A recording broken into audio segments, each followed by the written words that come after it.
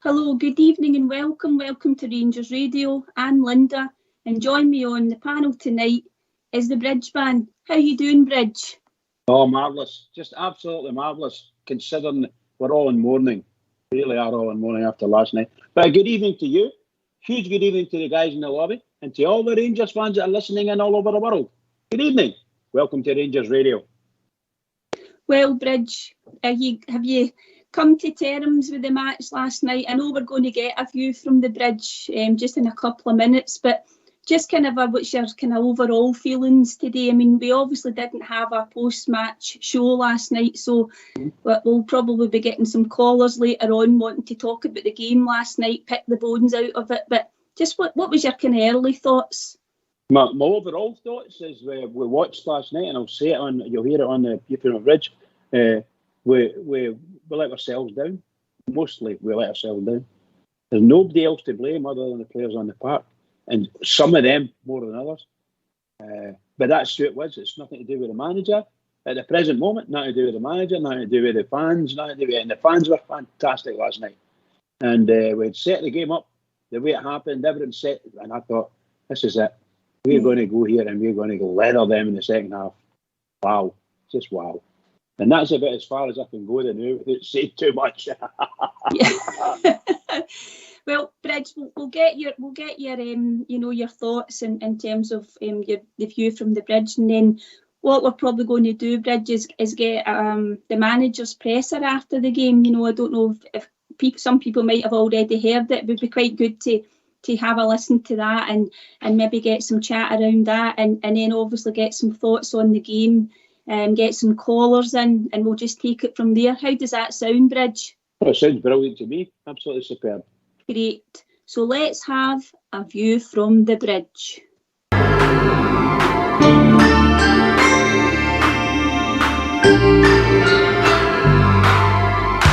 from the Bridge. Can't take anymore. View from the Bridge. Can't take anymore.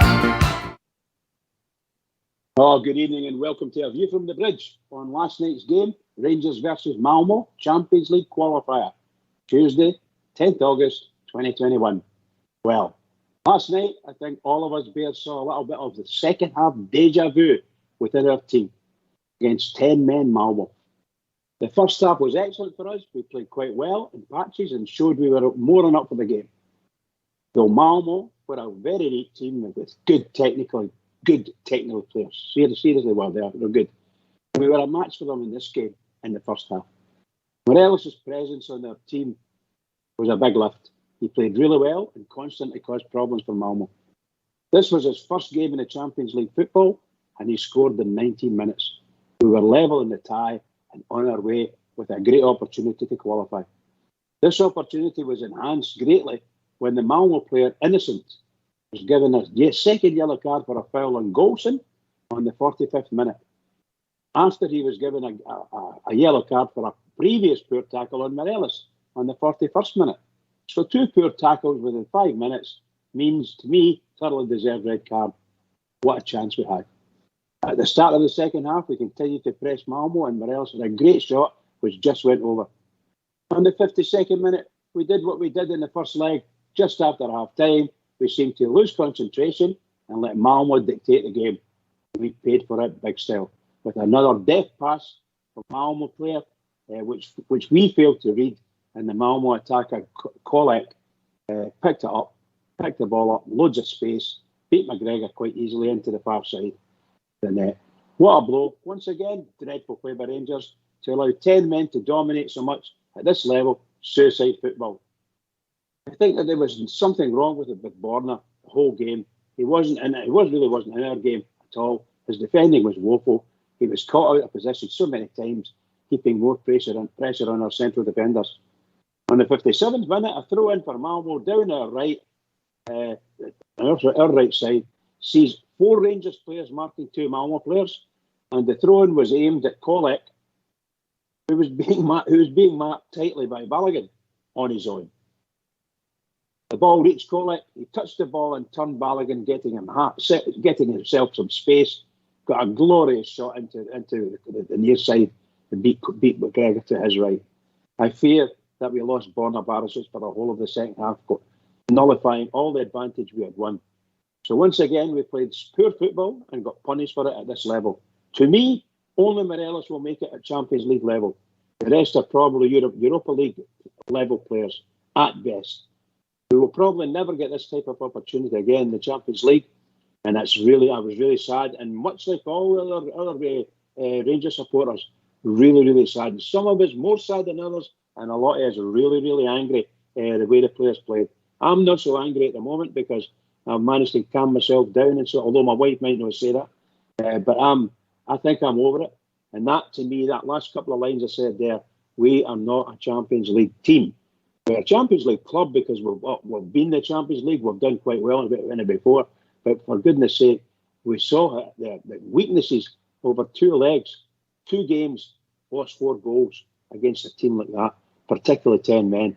I'm sorry. Some of our players really do have to have a really good look at themselves, along with the coaching staff, because some of the play last night was pretty poor, in my opinion. So a full time last night was 2-1 to Malmo. Here's a player by player. I give McGregor 6, Tavernier 5, Goldson 6, Balogun 6, Barisic 4, Arfield 6, Davis 7, Aribo 6, Wright 6, Morelos 8, Kent 5.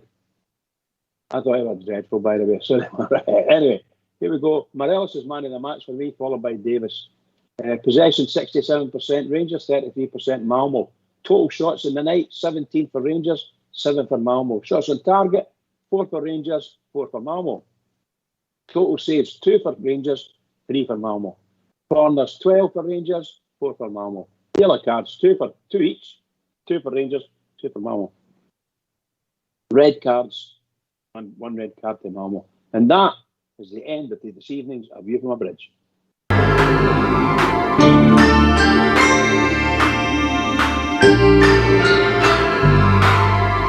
View from the bridge. Can't take anymore. View from the bridge. Can't take anymore.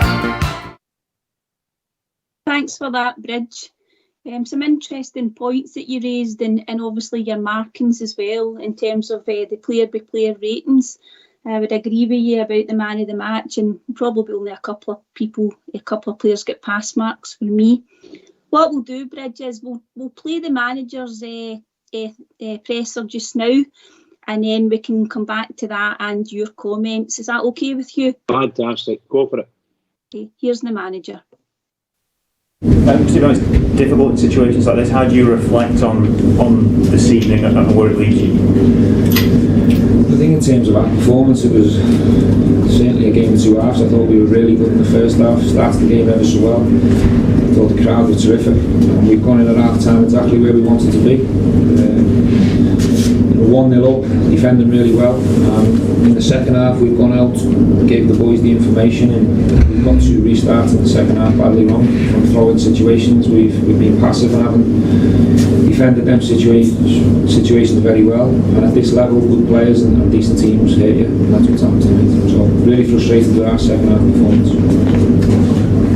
terms of your domination the first half, the goal, the sending off, were you surprised how Malmo came out to start the second half? No, we had an idea to try and sit in and still try and be organised, and at every opportunity we felt we'd try and play into their front men, they'd try and nick set pieces, and from restart situations we felt we were going to go direct into the front men. We've got to take ownership of that and defend them situations better. We had a lot of the ball second half.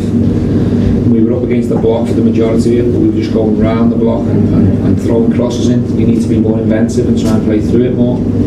Play it into our nines more and run off, pass and run more. Our performance second half, both in and out of possession, hasn't been what we were looking for sure. Stephen, defensively, of course, the team was so strong last season. Has it just been a case of individual mistakes so far this season? Look, I think for football, when you can see the goal, normally everyone looks for individuals, but I think as a team, defensively, we haven't been good enough second half. We conceded 2 goals in the first leg and 2 in the second leg. When you concede 4 goals over 2 games, you give yourself a huge mountain to climb. So I'm really disappointed we conceded 4 goals. We've lost the second half tonight 2-0. So we'll analyse it, but there's certainly no pointing fingers at individuals.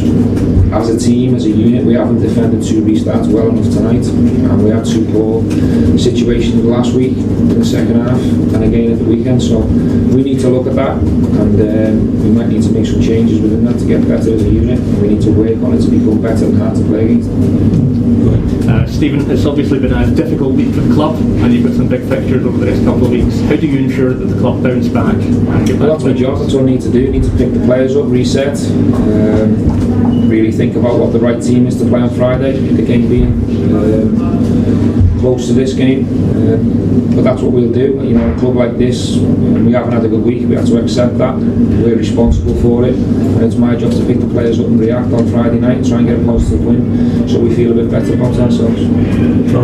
Stephen, you know what it's like in Glasgow when you get defeats. Do you need to look to your leaders in the dressing room to help motivate the team and pick them up, as you say, close to that reset button?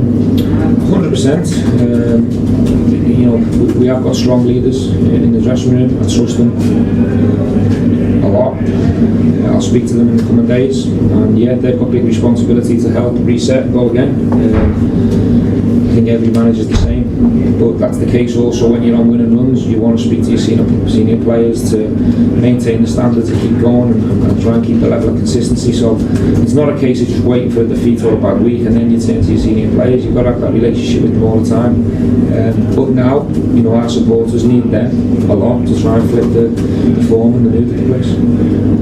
Hi Stephen, obviously it's been a really disappointing couple of legs for the club. Just in terms of going forward, not just obviously domestically at Rangers, but in Europe, obviously you'll be hoping to get through into the minimum Europa League. How important is it for the club to go perhaps, you know, a step further than what they've been doing in the last couple of years in the Europa League? Well, that was a long question.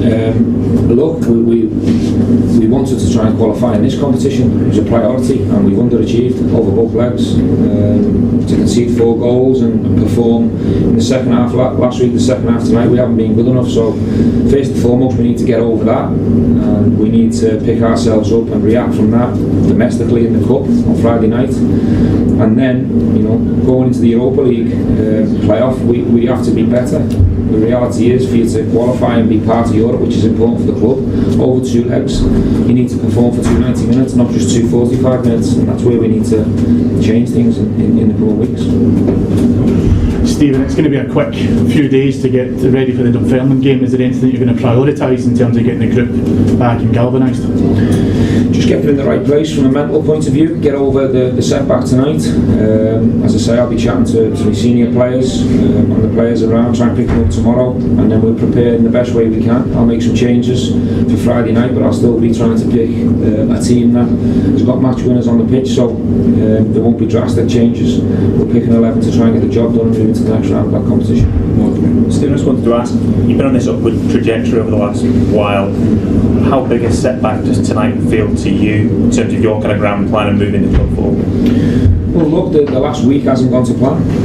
We've underachieved in this competition over both legs. There's no getting away from that. But it's still very early days in terms of domestic competition. 2 competitions haven't started, and we're 2 games into the other. So, for me, I think there will be a bit of panic on the outside, and a bit of noise, and a bit of criticism. That's the reality. That's the way it is. We have to accept that. But in terms of me and my staff, we certainly won't be, because we've got a lot of belief in this group.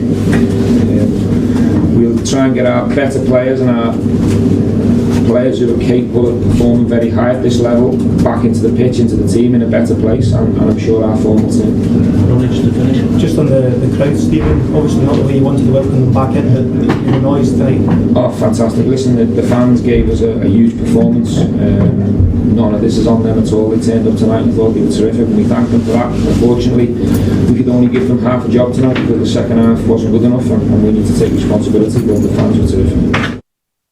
Why don't you give us a call on 0141 356 1972. It's your show, it's your platform. Let's hear from you. Well, Bridge, I don't think anybody would disagree with Stephen Gerrard there about the crowd. The crowd's performance was outstanding on the night. I thought they got right behind the team. The atmosphere was amazing. I did think that the team started well. I thought we looked quite bright and sharp, good intensity. I think you covered that as well in your wee summing up. Before Alfie's opener, I thought we had a couple of other chances to score, and I thought we deservedly took the lead. And then after maybe 10 to 15 minutes, Bridge in the first half, we kind of let them come back into it, and they had a couple of opportunities themselves. And then obviously the sending off. We thought we'll begin into the second half, and we're playing against 10 men. But just that another wee mad spell in a 4 or 5 minute period, Bridge, kind of ultimately cost us. And I think you're right. I think it was a case of deja vu. Yeah, I have to say that I watched both our fullbacks last night, and the murmurings, certainly round about me in the Colton Road, weren't positive when it came to our 2 fullbacks. Once again, their distribution wasn't great, and their crossing in wasn't that brilliant either. But they gave them pass marks in the first half, and all the team got pass marks in the first half for their endeavour, and scoring a really good goal for me, Morelos. You can't ask Morelos any more than he's doing. He caused them they created havoc with them last night. they didn't know what to do, and we were fouling them all over the place. But the second half, I'm not being funny when I say this. People were asking, "What are you actually doing on the park here, Borna? What are you actually doing on the park?" I think he only really touched the ball a number, maybe 4 or 5 times in the second half. That would be positive. All the rest of it was right back to Balogun or Goldson. They just didn't seem right. I was beginning to question if there's something wrong with them. However, we're not going to moan too much. It was that the result is the result. The way we played is the way we played. The 2 goals were pathetic. Absolutely dreadful defending for every single person from the midfield back. Shocking defending. Shocking. With no marking. We're a man up, and we can't mark people. No, there's something wrong there. However, the manager won't do that. I think the manager was spot on in everything he said about the team, and of course I'm hopeful that he'll be spot on about how we're going to recover from it. In Bridge, when we lost the 2 goals, there was still nearly 35 minutes left in that second half, and I don't know about yourself, but I thought if we could get 1 goal, we would put them back under a bit of pressure. But we just couldn't seem to create that kind of clear-cut chance. I mean, we did have a few half chances in the box, but we just couldn't seem to pick the right pass. Our decision-making wasn't great. And I've got to be honest with you, that's the way that we've been in the opening few games of this season. The final third has not been good enough to play, and we've also defended poorly at times. And ultimately, I think, it's just my opinion, but that's what's cost us these 3 defeats that we've had in the last week. Yeah, 100% agree with you. 100% agree. There seems to be some sort of concentration malaise with the players. They just don't seem able, to me anyway, they don't seem to be able to hold their concentration for great lengths of time. And by the way, I have to say to you, you hear me going on about fitness and both physical and match fitness, and concentration is a big part of match fitness. And that's when you see it. You can sometimes just see the players. What happened there? The ball went past them. How can the ball go past them? And that boy on the right hand side for Malmo absolutely murdered Borna Barisic virtually every time the ball went down the right. Barisic said they couldn't catch him, or the guy was past him before he even knew it, and Borna was completely out of position, both mentally and physically. I have to say, I thought it was the poorest performance I've seen from Borna Barisic in a Rangers jersey, and that's the last I'm going to say. And I better let somebody ask a question, because it sounds as if I'm being enough of doing verbal. I don't mean that. I think Rangers, I thought overall we matched that team in huge chunks in that game. But like the first game, we just couldn't find that big opening until the very last minute over there with Stephen Davis. But we still couldn't do it. And it was even worse last night because we were at Ibrox and we're shooting into the Rangers' end, and we just couldn't do it. The team, the play. Oh, I'll just cut across you, Bridge. I think we've been joined by our first caller, Mitchell. Hi, how you doing, Mitchell? Well, a bit disappointed after last night. Thanks very much. I think everyone was pulling their hair out last night because there was a lot of the game where I felt, especially in the first half, Rangers dictated it really well. I thought there was some really good play. I thought the fans, well, what can you say about Rangers fans? There's something else out there, really.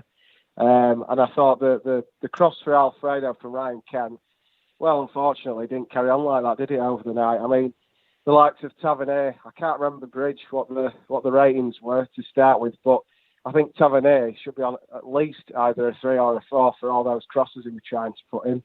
And I think, that thinking, those split seconds, those key moments in the game, Rangers just couldn't quite get those moments. And I think on another night they probably win it, but the 10 men probably backfired rather than gave Rangers the advantage, in my opinion. Yeah, Mitchell, I would agree with you on that, because at half time you're thinking we're 1-0 up. We possibly could have been 2. There was a couple other chances, as I said earlier, in the first half, but you still thought we're at Ibrox. The crowd were unbelievable. They were brilliant. You're then playing against 10 men, so you just think we'll even get another goal and we don't need extra time.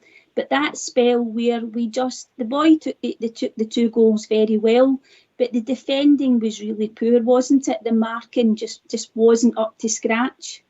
Yeah, it really felt, the defending felt really amateurish at times, to be totally honest with you. And I think people go on saying that the players are this and that and the Europa League standard, which I get it's frustration, and possibly to some degree they probably are, but at the same time I think it's pressure, and I think it comes with playing for the badge. We all know how big of an institution Rangers Football Club actually is, and I think, looking from the outside, I understand the feeling. I mean, obviously my respects with Leeds United.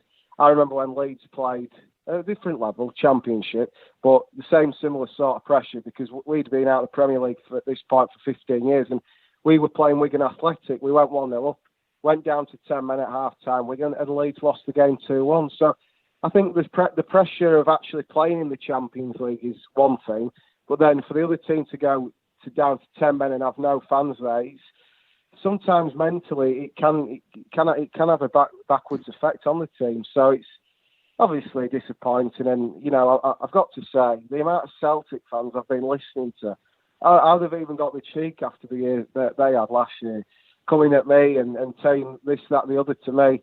I said, well, it's nice to hear from you. I said, it's only taken you a year to get in contact with me. So Rangers must have done something right over the last year or so. Yeah, it's early doors, Mitchell. That would be my response to anything coming your way. But Bridge, Mitchell's talking about the pressure that, Rangers players can be under. You made a good point about the fact that you don't think this team is an actual Champions League team. We're a Champions League club, but we don't quite maybe have the team yet. But it's all about pressure playing for Rangers, and we've got a problem if that is an issue with them. Well, you just need to look at the way that Malmo team set themselves up, and when things went wrong, how did they do it? They recovered. How did they recover? Well, it was all about sort of keeping each other going and doing the business, geeing each other up, all of that. And look, the truth of the matter is, technically speaking, they were quite a good team. I'm not saying they were the best team in the world, but they're quite a good team. And in phases of the games, both games, they were outstripping us. Their technical ability, we couldn't match it. Their nous to push some of it. The through ball for the first goal last night was unbelievable, just unbelievable. And the boy was left on his own. Borna Barisic standing over the right wing, marking nobody, absolutely nobody. The boy slotted the ball home, and you kind of get that's really good play to do that. I mean, the guy was brilliant. You know, our Morelos would do something like that if somebody would give him that type of ball. He could score a goal like that. But there's not very many others in our team that could do it, to be perfectly honest with you. But it was because of the interchange between the two players. And once again, you saw in the second goal last night, the guy got himself right tight up against Balogun. He backed it back and into him, and all of a sudden he sprung forward. The ball came, he swung forward, took the ball, made a bit of space for himself and shot it into the right-hand side of McGregor. And McGregor, you know, there's some nights you've seen McGregor, some games, and McGregor would have stopped both of those shots, you know, but he was just maybe about a foot out. That's all. Very close, but never mind. The two great goals. Well, sorry to interrupt. What were your thoughts on Balogun for that second goal? Because obviously, for me, the way the lad, I can't remember his name, but the way he got away from him, I thought, what? You know, it was a bit, for me, it was really poor. You know, the thinking behind it, the way he let his man get away from him, and then, you know, obviously wrong-footed McGregor and put it into the back of the net, and it killed the game off in an effect. But I look at players like Balogun, Arfield. You know, are they good enough? You've got, for me, we're asking ourselves these questions: are they actually good enough now? Because the way Rangers are going, they are going to that next level, and whether we think they're good enough or not, they are still pushing towards, you know, Champions League and things. But is it time to really just, you know, put a little bit more money out, take that risk and reward sort of mentality, and maybe just look at another midfield? Because, you know, I've seen Rangers linked with a few midfielders that I quite like, and I'd certainly entertain at Ibrox. But is it time to move away from these sort of players now? What are your thoughts on that one? Mitchell, what I would say about the step up in terms of the Champions League, etc., and that team, and this isn't any disrespect to Malmo, it's only my own views. We've beaten better teams than that in the Europa League. You know, when you think about Galatasaray, Porto, the results we've had with Benfica last year, Standard Liège, and I do think that it was a big opportunity missed against Malmo. And as I say, I'm not disrespecting them at all. But we still obviously would have had another round to get to, but to not get to the playoff round is the most disappointing thing for me. But what's your thoughts, Bridge?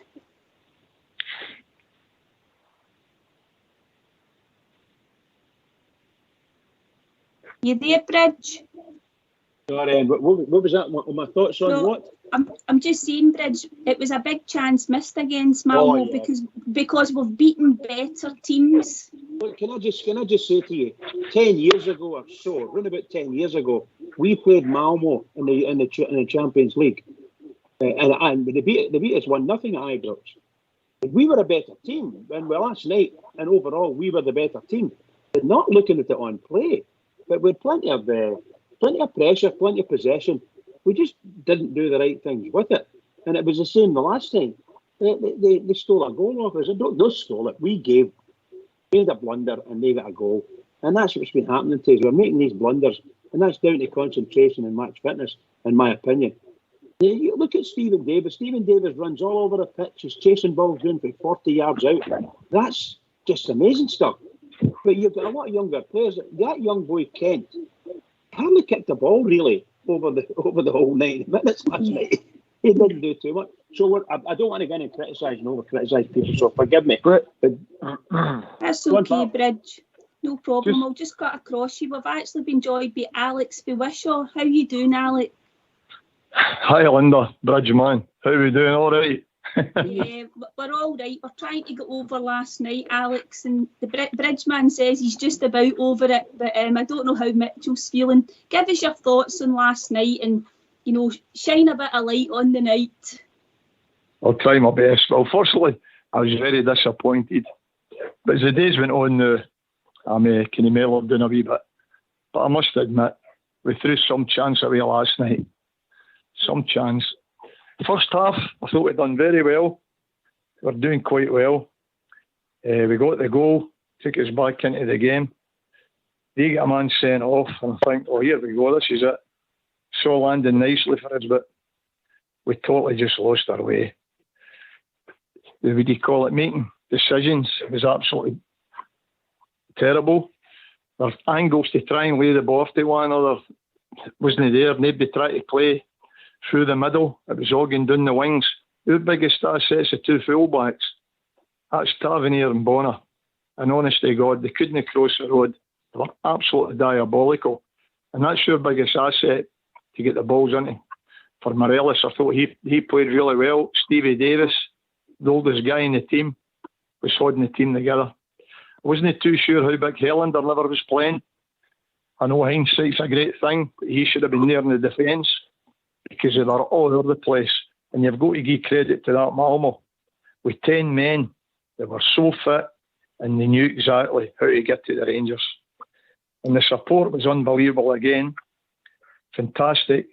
All I will say, with you call it a bit of hassle not getting into the ground. I don't know if you got it or not. The tailbacks try to get in, which I missed the kick-off and all that, but that's another story. But they gave away some opportunity last night.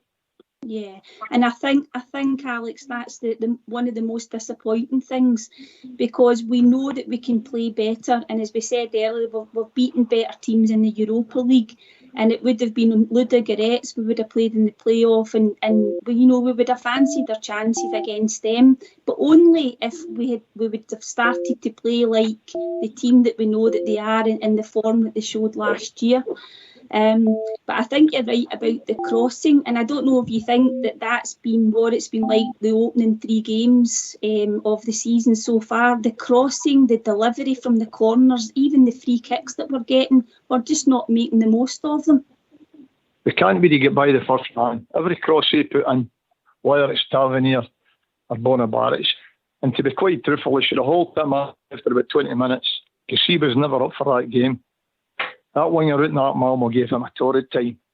And I couldn't believe how he lasted the full game. It was an absolute nightmare. I hate slating players, but honestly, at that level, and Bridgman's right enough, they're no European for the Championship. You might get off with Morelos, and that's about it. The rest, Europa, if we even get there, because the last 3 weeks, the writing's been in the wall. Everybody could see it. We were just scraping by. Dundee United game, the teller and all, and we thought we'll be able to rise it up here and get and beat this team.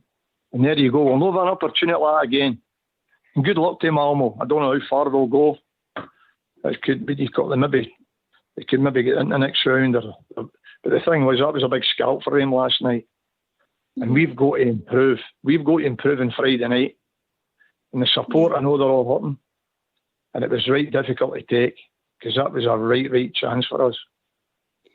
Yeah, absolutely. And Mitchell, how do you think the players are going to react in terms of Friday's game? Because they need to improve, and they need to improve their form quickly. Yeah, well, I think firstly for the fans. I mean, all you guys paying all that money. Hello? I'll just cut across you, Mitchell. I think we've been joined by Alex for Crookston. Alex, I'll just come back to you in a wee second. We'll just let Mitchell finish his point there, and I'll come back to you. Is that okay? No problem, it's Andy. Oh, is it Andy? Right, Andy, cheers. No worries. Carry on, Mitchell. Yeah, I think first of all, it's a response to the fans, because it was appalling. I don't want to go too much on about it, because it really frustrates me, the performance that the players actually did put in, and the way they ran out of the ideas in the game. But I think, obviously, it could be a different team. No disrespect to Dunfermline, they're not what they used to be, shall we say. So I expect either McCrory or McLaughlin to start on Friday night. And I think there'll be a few changes. But regardless, the same team, and we win as a team and we lose as a team. So I expect a performance, and I expect something a little bit more different to Malmo. And it's a different test, but again, it's another test that the players have got to take on, face on, and really go at it. Because there's nothing more than getting on those winning streaks again. We know how good it is. We've been on them before, so it's now bouncing back and bouncing back better. Yeah, absolutely, Mitchell. Totally agree. Andy, in you come and give us your thoughts. What's on your mind? Hi there. Thanks for having me on. I had phoned in on Saturday after the United game, and I was explaining to the panel that we've basically not kicked a ball since the Real Madrid game, which we were so impressive in. And as I say, not kicked a ball since. So there's obviously something lacking in that team. It's just nothing's clicking. It's like there's nobody that, apart from a couple like Davis, and there's just no drive. There's just nothing there. Sitting there watching it last night, I was there, obviously, but I was there. And I mean, we couldn't have asked anything else for the crowd. But what I wanted to ask the panel was, I don't understand what Gerrard's thinking was. He came out last week and said that Helander was his best player on the park in the first leg. I don't think he had a bad game against Dundee United, and then he drops him yesterday for Balogun. Want to know the panel's thoughts on that one? Yeah, Andy, that's a good point. Bridge, I'll bring you back in there. What did you make of Helander getting dropped for Balogun? It's a real tough one. These are the kind of things that we've always said. It's the manager's choice. A lot of folk, if not everybody, knows how I feel. If Helander's fit, he's in my team, based on the defenders that we've got. But the manager does like to see Balogun. I don't know why he's putting him in the shop window or something like that, but he likes to see him. And I think Helander is a far better player than him. But he's a bit tougher. Balogun's a wee bit tougher, although he never actually showed that last night, to be honest. And but I would have preferred Helander, so it's quite strange. But it's obviously the manager's choice. Yeah. Can I just ask, has anybody got the show on in the background? We're just, the technical guys are saying we're getting a wee bit of noise. If anybody's got the show on, can you turn it off? No, I've not got it on. No, nobody. Okay. Hopefully, folks. Can I just say something, Sarah? On you go, Mitchell. I cannot understand I honestly didn't know that, and maybe that's my fault. But how the heck can you start Balogun over an international player? That comes down to management as well. Gerrard's made a bad mistake there. I thought Helander wasn't fit. He starts every time for me. I always used to remember Helander from years back when he played for Torino. Him and Pontus Jansson. I know Pontus was very happy last night. He was a Malmo fan, and he used to play for Leeds. And them two were so good together. I always wanted Rangers to get Pontus, but for me, Helander's got to start every time. Balogun is nowhere near the mark of where the standards are at Rangers, and this is another reason why Rangers aren't getting through.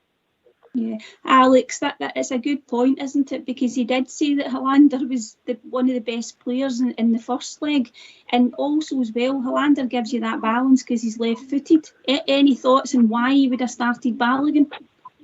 Well, that's what I said at the beginning. I was very surprised he was in the team sheet. To me, he's the best fullback. I don't know what's came about that, but the Goldstein had a terrific season last year.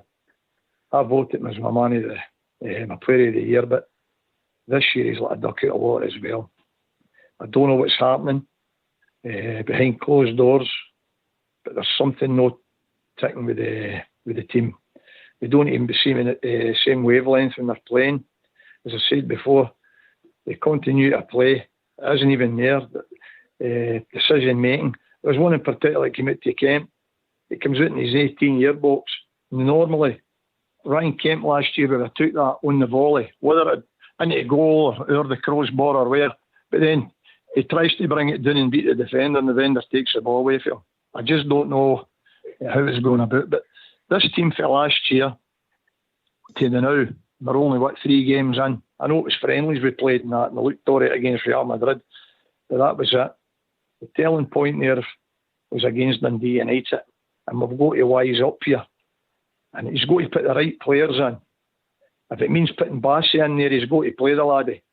Because Big Bonner Barrett was absolutely... That's the worst performance I've seen the guy. And he just wasn't there. You could tell after 20 minutes that was the opening for that team. And he just kept pounding down there. And that's where they got their joy. Yeah. And Mitchell, we rely a lot on our fullbacks. You know, they're a real attacking force in terms of how Steven Gerrard lines up his team, and they are misfiring. I mean, the guys are right in the comments that they're making. It's, as I said earlier, it's the crossing, it's also the delivery from free kicks. I mean, there was one last night that the Tav and Borna were standing over. I think it was the first half. They had a big debate about what was going to happen. Borna took it and he couldn't beat the first man. And for me, that's indicative of the season so far. I mean, you're absolutely bang on the money. I mean, I'm obviously disappointed in Borna because we saw against the likes of Feyenoord in the Europa League, him putting crosses on a plate from Elos just to almost eat up and put them in the back of the net. So obviously that's a disappointment so far this season. I mean, coming back to Bassey, I really like Bassey. I think he's very positive, and we saw against Livingston some interesting sort of play from him. But he's another one. He's very much of a muchness. The word muchness for me he's Rangers at the moment. You know, he's another one. He's very positive, and I really like him. But unfortunately, his crossing's just not there. And you know, it's the same thing. So for me, the scouting departments and the coaching team have really got to be the attention to detail for the remaining of the transfer window. Even if it's bringing in either a left or a right fullback. Well, I mean, we've got Patterson. So again, he should be challenging Tavernier at the minute. So whether it's bringing in another left fullback, because like you said, Linda, that we rely on the fullbacks so much, and we see this with the assists Tavernier gets each season. So we've got to be going into that market and be having a look at what's available. I mean, it's coming to the back end now, so it's obviously going to be more challenging. Yeah. Bridge, can I just ask your thoughts on, do you think it's time to actually give the younger guys a chance, maybe Bassey and Patterson even in for Friday? I mean, I'm not saying that you should make wholesale changes, but maybe just to freshen it up and sit out the guys that are not performing well enough.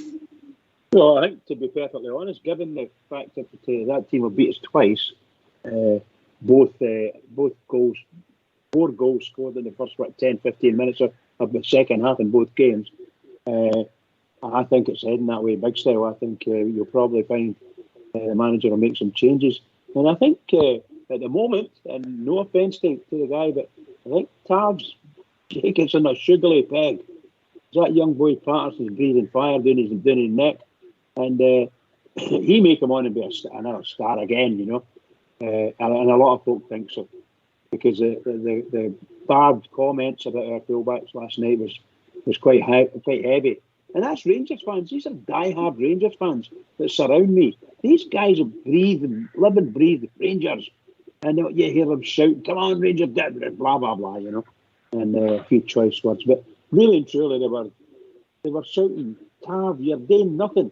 Can you not pass the ball?" And you know, I watched the game again on the Rangers TV. And you notice that every free kick, it's Borna Barisic and James Tavernier that think they're going to take it, either between them, you know. And I'm thinking to myself, is there nobody else in our team could take a free kick? Because they two certainly can't properly, you know. Tavernier hasn't scored a really good goal for us yet this season from the free kick. So he's not got the form behind him, and neither is Borna. There's definitely, I worry about Borna. I think there's something seriously wrong there. Yeah, just to say, guys, if there's still a wee bit of noise coming, so see if you're not actually speaking, can you just put yourself on mute? It just kind of obviously, it blocks out any noise that's coming in. Thanks a lot. Andy, I was going to bring you back in. What's your thoughts in terms of the defence? You mentioned, obviously, you were a bit surprised about Hollander, but do you think it's maybe time to give maybe even young Patterson a run out? Absolutely, yeah. I would give Patterson a go 100% on Friday night. without hesitation, and I would have Bassett on the left as well. And just, I know you're going on about full-backs there, Linda, but I would also have young Kelly in the midfield as well. Just to freshen things up, because as I said at the start of my call, it's just, and I said it Saturday, that there's just no desire in this Rangers team at all. There's just not clicking. They're not clicking. They're not the team. They're not the team we were. And as Alex said there, every ball yesterday was going down that left-hand side with Barisic, and there's definitely something wrong. So yeah, with your question, Linda, I would definitely have Bassett left back, and I'd have Patterson at right back, and maybe mix things up. I'd maybe have Stephen Kelly in the midfield. Alex, your thoughts? That's quite a good selection there with the guys. We've got to play them. These young kids are jumping out to get a game. I was the one that stuck up for Tavernier there at the beginning. They were debating between Tavernier and young Nathan, and I always went with Tavernier. But I'll be quite truthful now. After what Sam did Dundee United last night, I'd get the young boys in there, no problem now. Because the thing is, they're chatting at the bit, and somebody's got to give this team a kick up the backside. Hadji, I thought, would have played on all last night. I was quite surprised with that, I know, but that's doing the selections with the manager. As I say, hindsight's a great thing after it. But Hadji's the one guy that can make a pass, he can see a pass. And they just played right down, try to get around the wings all the time. Instead of trying to put the ball through the channels, I thought we could have got a bit of joy. But there you go, as I say, you've got to give credit to that Malmo. Now, when they went down to 10 men, you're thinking, this is it, we've got a right chance here. And it went absolutely pear-shaped. Morelos was outstanding, I thought. And I'll tell you another thing. We might come to the bit now, we maybe need to sell some players here. I do believe that.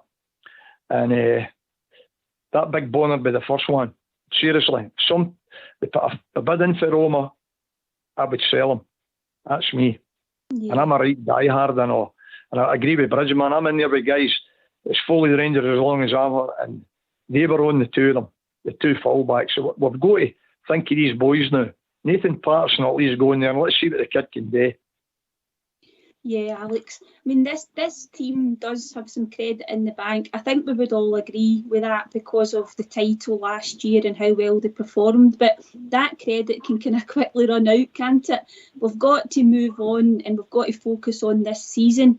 But I suppose it maybe is about giving. We always say bring the youngsters in when actually the team's doing all right, so that there's not a lot of pressure heaped on them. But I'm thinking, Mitchell, that we've probably left with no choice now, that probably to freshen things up, and we need a spark from somewhere, so it might be the time to bring them in. Yeah, 100%. You've got to also think, especially even in the Europa League, the pressure that it can get to them. And I understand that playing for Rangers, you've got to play with the pressure every week. No matter if you're playing Dunfermline or Celtic or Aberdeen, it does come with the badge. But at this, sorry, excuse me. If you think about it, if you sell Barisic, then what do you do then, if you don't mind me asking? Because obviously for me, until we know the replacement's going to be there, I wouldn't sell Barisic. I get what you're saying, and probably interest from other clubs, what have you, but he's got to honour his contract, and I'm not sure if it's suitable just to start playing a regular youngster. What do we do? Do we sell Barisic and hope for the best, or do we go into the market? If I can ask that question, thanks. Yeah, I mean, I think I'll give you my thoughts then, and I'll go back to Alex on that.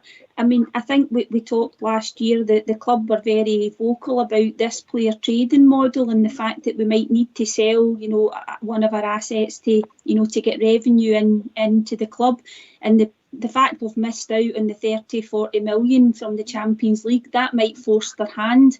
So maybe somebody like Barisic is a player that we could maybe cope without going forward. But I don't know, what's your thoughts on that, Alex? That's what I agree with you. I mean, I don't want to see any players going, but I mean, if I've got to download, if it's Morelos, Kamara, or Barisic, I would say him. I honestly believe their left backs out there. It's as good as that guy, I thought last year okay, they're legends and everything. They stoked 10 in a row, and we're all grateful for it. But this is us into the season. This is a big season for us and all. This championship, we've got to get them running as well, because you get qualification into the Champions League next year. So we've got to start getting the team back to where it should be. I think Bassey's a fantastic young fullback. The only downfall is his final ball. If he could get the final ball, he'd be made, that young kid. You've got that young Doig there up at Hibs. It's a fantastic young player. You're not going to tell me he couldn't get in day. If you're going to sell Barrett's for to level the books, and we've got a couple of pounds spare, that's what we should be doing. I think it really needs. And Golston, another one. As I stood by all last year, as I said, I'm my player of the year. But if he's not wanting to sign a contract, that's it as well. Get away. It'd be great if you could get a Richard Gough, because we badly need a right good centre half. But it's easier said than done to get guys like that. But a right good centre half and all, to me, would enhance the team. Yeah. Bridge, I'll bring you back in on that one. What do you think about Barisic? Is he somebody that we could afford to lose out of the team if we could get a good fee for him? Yeah, I think 100% on both there. Based on his last performance, which was last night, and particularly in the second half, he wasn't in the game. He was a man down. So the 10-man advantage, the one-man advantage over their 10 men, it was gone. It was actually gone. And the man, see, I don't know if anybody really watching, if you get a chance to see the game again in the second half, have a look to see what Borna Barisic does. He can't tackle, he can't jump, he was scared of their fullback, big, tall, bearded guy. He scared him, he wouldn't go near him. And every single time the ball went down the wing, he was found wanting. He couldn't run. That's what it looked like to me. He couldn't run. And his positional play was pathetic. And he was out of position so many times, it's not real. So I would, a sliver of blame on Borna Barisic. I don't know whether he would get any money for him on that forum. But yes, I would agree. If you could get the money for him, the money you want, I would definitely sell him. And Big Bass is sitting there waiting. Sorry, guys. Sorry to interrupt. I think a shock could be in the cards though for Rangers, because I've got a really strange feeling. But down here in Yorkshire, there's real big talk again. It reignites each summer, but Ryan Kent could come to Leeds this summer. 14 million they were talking the last time I heard. Now that's people close in with the club. I'm probably not really supposed to be saying any of this, but there's a lot of interest there from Leeds in Ryan Kent. So you talk about the revenue side of things. I think that could be one where it's something to keep your eye on. Ryan Kent to Leeds, I really do. That's a good talking point, Mitchell. That's something that maybe our listeners would have something to say. So why don't you give us a call? Come in and join us. Why don't you give us a call on 0141 356 1972. It's your show, it's your platform. Let's hear from you. Andy, what's your thoughts on Kent? That makes me a wee bit nervous. I know he's not playing well just now, but he's definitely somebody that's integral to the way that we play, and when he's playing well, he's one of our best players. Would I sell him? No, not a chance on this planet. No. If we look at last season, it took him about 4 or 5 games to get up and running. And once the boy was up and running, he was untouchable. So no, for me, I wouldn't sell Ryan Kent, no. Just Alex? My opinion. Everyone's entitled to their opinion. Mitchell, you're entitled to your opinion. Yeah, well, I'm a big Leeds fan. That's how I know. Yeah, you probably want them. Well, Can I come in on that? On you come, Bridge, and then we'll go. Sorry, on you come, Bridge, and then we'll go to Alex. We'll come back to you, Andy. It's just to say, on last season's forum, I don't think you would get Ryan Kent's bootlaces for 14 million quid. I think, and I hope I'm not being funny, I think Rangers see him as a lot higher than that. However, on this season form, it's a different thing. So I don't know whether they would cut their cloth to suit, but I would tell you now, for me, Ryan Kent's a high quality player. And once he clicks, which he's going to do, sooner or later he's going to click for Rangers again, then we're going to be flying high with him. But I take your word for it, and I know you're a Leeds fan, and Leeds fans are are very like the Rangers fans. I know loads of them, and I can tell you, if they say they would like to see Ryan Kent, they might even start a movement to go and get Ryan Kent. But I think once the wheels start turning, you have to start thinking they've got to go higher than 14 million if you really want them. Seriously. Well, I don't agree. I mean, I'm obviously you're going to disagree with me. That's absolutely fine. But we got Rafinha, who's a mile above Ryan Kent, in my opinion. He tears defences apart, and he's not just one that'll just turn up for 1 or 2 games and then he might have a bit of a dip. Rafinha is a top asset for Leeds, and we only got him for 18 million. Now, if you categorise prices and do whatever you want, for me, Ryan Kent is nowhere near in the same league as him. So for me, 14 million, I wouldn't want Leeds to go any higher than that. I would like Ryan Kent, but I would not go any higher than that for Ryan Kent. You'll disagree, which is fine, but I wouldn't. Now that's fair do, Mitchell. That's your opinion. Alex, any thoughts on that one? I certainly wouldn't like to lose Ryan Kent. The problem with Ryan Kent is he's gone deep to pick the ball up. That's no Ryan Kent's game. He's up there attacking. When you see the guy going down there and picking the ball up between the halfway line and the 18-yard box, that's no Ryan Kent. He's sitting a bit of bad form at the moment, but that guy could turn it over, no problem. And I wouldn't really like to see Ryan Kent going, but players get a price. But I just feel with opportunity mixed out, Linda, we're going to have to balance the books here. I'm the one to see us going down this same way we went the last time. That's my fear about it all. And we can all say it ourselves about money and that what we've got all these investors, but that was a big opportunity. Thanks for having me on the show, guys. I've got to go. So thank you very much. Have a great night, guys. Thanks, Mitchell, for calling in. Thanks. Call back again. Cheers. Will do. Thanks very much, Sarah. Thank you. Thank you. Yeah, Alex, I think you're right about that, because we do need to be careful as a club. You know, there's been a couple of comments on social media today that I've seen about the fact that we didn't invest heavily enough. We were in a position of strength and we should have been out and bought some players who were definite first team starters, and we should have spent money on them. But Alex, I don't think it's as straightforward as that in terms of the finances, is it? No, definitely. We've got to be very careful now. We've been doing very well, as I say. Last year gave us the greatest achievement out, as a matter of fact. But now it's a new year, and I think we're all disappointed with the performances in that. The Real Madrid game, everybody get hyped up because we'd beat Real Madrid and we looked the part. But there you go. That just get proved. See, concentration is the biggest thing in football. See, if you turn off at that kind of level of football, they'll punish you, the teams. You might get off in the Premiership, but I'll tell you why you don't get off at that level. These guys are just gone in for that. And you've got to give them all a manager. He then, kept the 2 guys up front and I go at Rangers. I was expecting him to tighten up, gone a man down. But there you go. All credit. He must have seen something in that centre-back line. And he did. He proved it. That guy scored the 2 goals, man.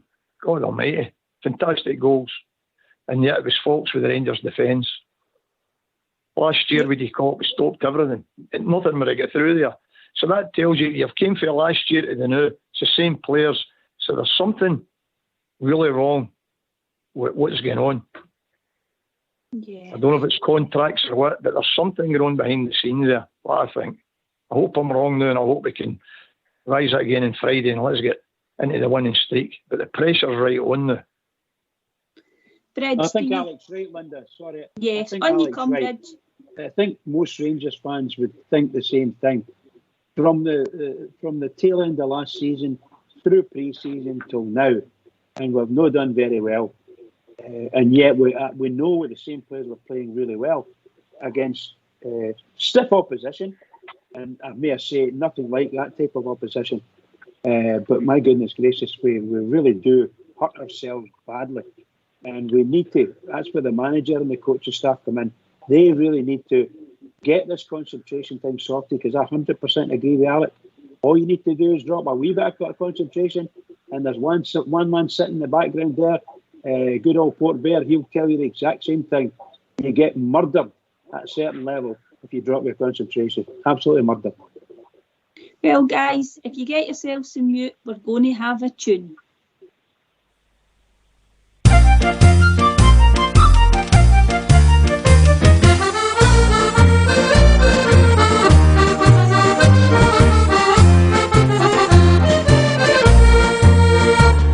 Now there's a pub in Green Street where all good proddies you will meet. So come down here and together we'll have a jar.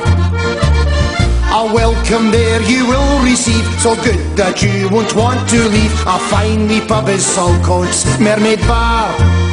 You'll hear the sash, and Derry's walls, just like in your own wee orange halls. The banter here you will enjoy, as long as you're a proddy boy. A good time in the Mermaid is had by one and all.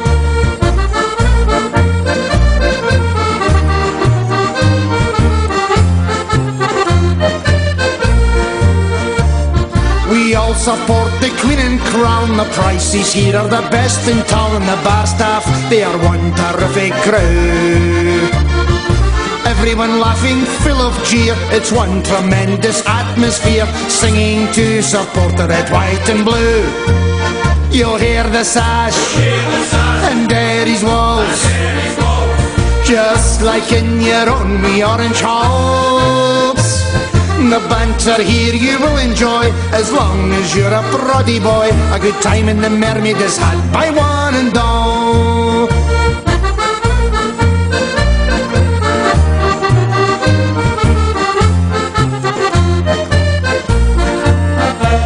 It's nice to come to the Mermaid Bar when Rangers are playing at Ibrox Park. You'll forget your worries and all your cares, singing songs against the Thames before you watch the Rangers win. For everyone here supports the Teddy Bears. You'll hear the sash, and Derry's walls, just like in your own wee orange halls. The banter here you will enjoy, as long as you're a proddy boy. A good time in the Mermaid is had by one and all.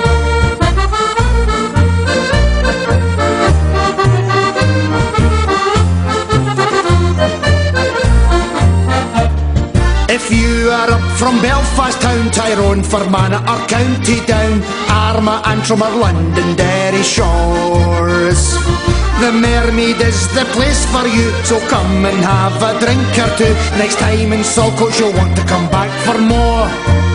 You'll hear the sash, and Derry's walls, just like in your own wee orange halls. The banter here you will enjoy, as long as you're a proddy boy. A good time in the Mermaid is had by one and all. You'll hear the sash, and Derry's walls, just like in your own wee orange halls. The banter here you will enjoy, as long as you're a proddy boy. A good time in the Mermaid is had by one and all.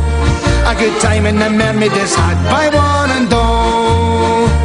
A good time in the Mermaid is had by one and all.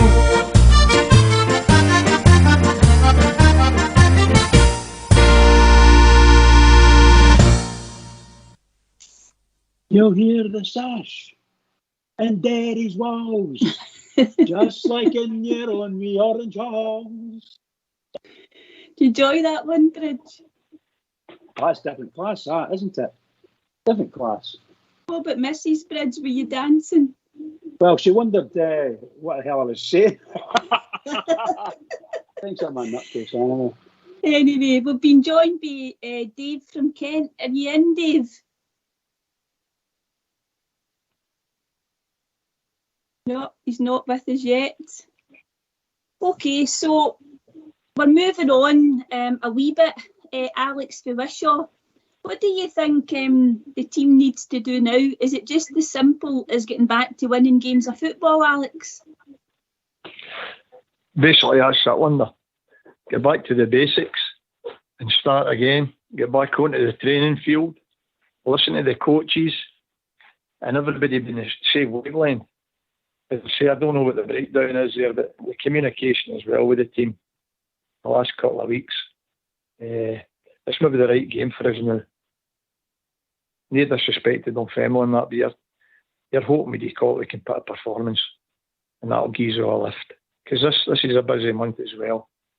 Because you've got the league games and that, then you've got that Europa that we didn't really want to win, but there you go. So we'll need to take that and all, and that'll not be a gimme. Then you've got the Old Firm game up at the end of the month. So it's a lot of stuff to play for.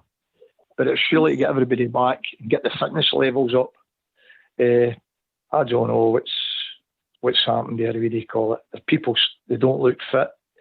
Some of them, I don't know if COVID, then today, what do you call it, a rebo and that, they were talking about. There was some going about the camp there as well, whether it was just rumours or not, but the team just, they looked very, very lethargic when they were playing there. And you're thinking again against 10 men, you've got an opportunity here to go and win that game, but it wasn't there. And they looked a fitter team with 10 men. Yeah. Andy, the team don't look as fit. When we came back last season, albeit the Europa League qualifiers, they didn't start until the middle of September, and we'd already played something like 6 or 7 league games, if my memory serves me right. But the team just looked, they hit the ground running last season, but this year we just looked totally off it. Andy, you there? No, Andy, not there. Bridge, what's your thoughts? Is it fitness? Do you think they're just totally off it? Well, as I said a wee bit earlier, like, fitness is fitness. There are 2 types of fitness, and anybody who's played football and you go up the levels and you know what important slot they have. You've got ordinary fitness, physical fitness, and I think most of our team are physically fit. They can run about and so on and so forth. And now you have to match that up with a match fitness, and that takes a lot in. It takes obviously concentration. It takes coordination with your own body. What they call eyeball coordination. Can you make that? You're going for a tackle. Can I make that? You go to time and see some horrible tackles when a person's isn't match fit. They're late, high with a boot and so on and so forth. So lunging in too quickly. These kind of things are very important. When you go up to the level of that where they were playing last night, you have got to be 100% match fit. Otherwise, you get caught out. And that's the truth. That's what happened to us last night. Concentration poor, or match fitness in a lot of places, not there. Alex, did you get a chance to listen to Steven Gerrard's presser? And what did you take from his comments when he faced the media last night? Well, he's telling the truth, but as he always tells it as he sees it, really, how we played. We had an opportunity there. And lapse in concentration, as I said before, never helped us. The plan was going quite well. We were in the game, we scored the goal. Everybody looked round about and went, this is us. That's us back in even terms now. And as I say, they lost a player. And you're thinking, come out the second half, but it was like 2 different teams, Linda. The team that came out in the first half, and that was Baird games and all, that was our Malmo as well. So he was 100% right. He's putting guys out there, he's giving them instructions. Once they cross a white line, it's down to them. But you could see he was getting frustrated with it as well. As I say, the 2 full-backs, that's our asset. They 2 guys bombing down there and putting quality crosses there. And it's just not been happening for both full-backs. And as I say, the left back, he had a torrid time. The Malmo winger, he took him to the cleaners. And that then put more pressure on the defence. And the 2 centre-backs, as I say, they never looked too comfortable either. So he was 100% what he said. He's not shied away from it. And he knows they've got to be big decisions made. And I hope now he realises the guys that he stood by with, he might think now, this is it now, I really need to get the young boys into the team here and give them a run of games here to see what they can do. Yeah, he talked about the leaders, Alex, and having to chat to them over the next few days, and then he kind of qualified that by saying that he always speaks to the leaders in the dressing room anyway. But I suppose guys like Stephen Davis, Alan McGregor, and our captain, albeit he's not at the top of his form. It's up to them to try and galvanise this squad, because you can't all of a sudden just become a bad team. No, definitely. This is the thing. They don't become a bad team overnight, but see, we're not going the same direction. The players are really, as I say, it's all decision making as well. You're running about there, somebody's going to make a run for you for the angles. It just didn't look right. Then they go to the 18-year box. They were taking shots there that was never on. It was just like pure luck. It was like pure panic. They were hurrying their shots to follow up, hoping to get that, what do you call it, goal. Probably they would have got it with the corner kicks that they had. It may have been a different game. It may have ended up, but Rangers looked flat on their feet. That second half they definitely did.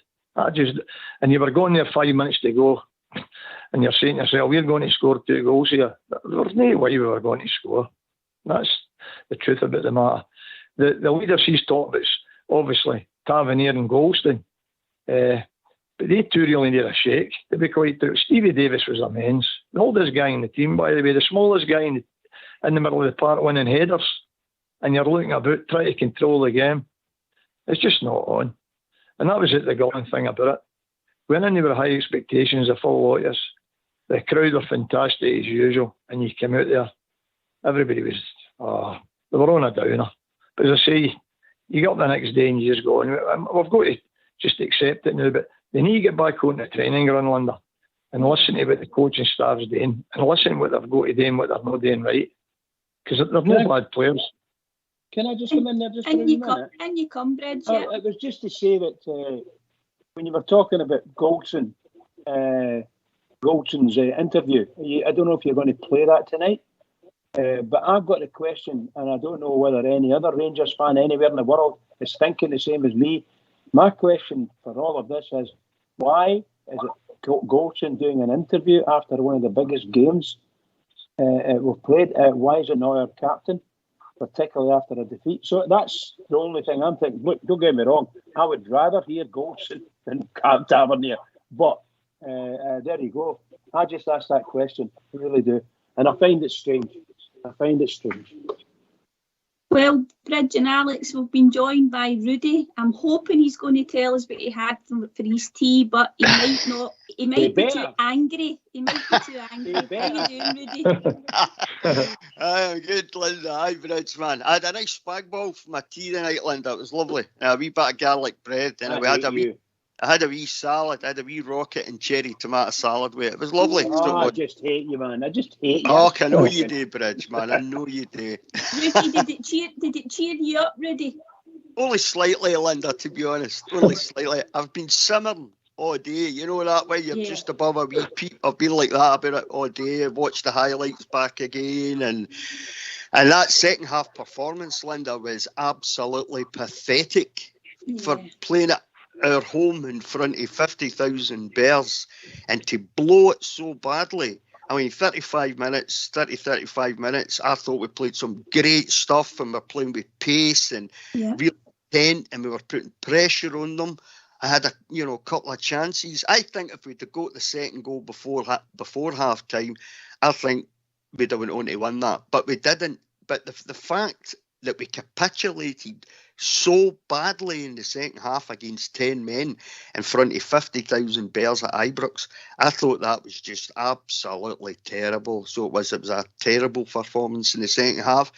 And I, just talked to Port there before I come on, and the two said the same thing. They constantly kept going down the wings and trying to cross the ball in. And neither Tav nor Barisic right now are completing that task properly. And it was the same at Tannadice. It was the same in the first leg away in Sweden.